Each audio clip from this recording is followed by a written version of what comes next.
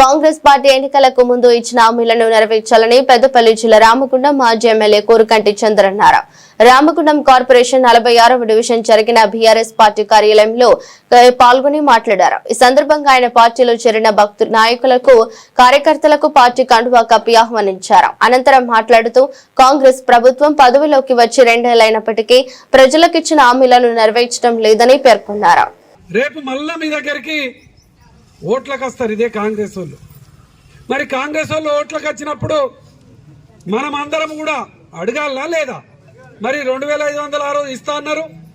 ఇప్పుడు 2 ఏళ్లు గడిచింది, 60,000 రూపాయలు రావాలి మాకు. గెలిచినాక వెంటనే ఇస్తా అన్నారు. మీరు మళ్ళీ ఓటుకు వచ్చారు కదా, 60,000 ఇవ్వండి, మేము మీకు ఓటేస్తాం. అయితే 2,000 రూపాయలు కేసీఆర్ పెన్షన్ చేసిండు.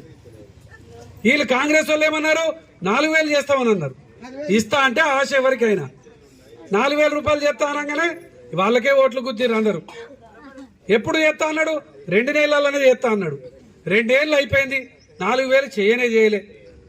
4,000 చేస్తే ఇప్పటికీ ప్రతి ఒక్క ముసలి తల్లికి 96,000 వచ్చేటి.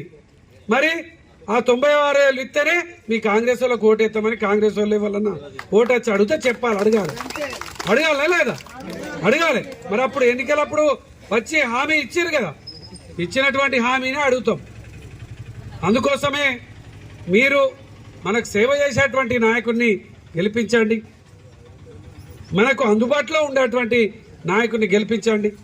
కేకేసీని మీకు ఇంట్లో ఒక కుటుంబ సభ్యునిగా సేవ చేస్తాడు కాబట్టే మీ అందరి కోరిక మేరకే ఇలా బీఆర్ఎస్ పార్టీలోకి ఆయన ఆహ్వానించడంతో పాటు ఇలా ఆయన మొట్టమొదటిగా మీ యొక్క కాలనీలో ఆయనకు మనము ఈ టికెట్ గురించి కూడా అనౌన్స్ చేయడం జరుగుతూ ఉన్నది. అందుకే మీరందరూ నిలబడి తప్పకుండా గెలిపిస్తారని విశ్వసిస్తూ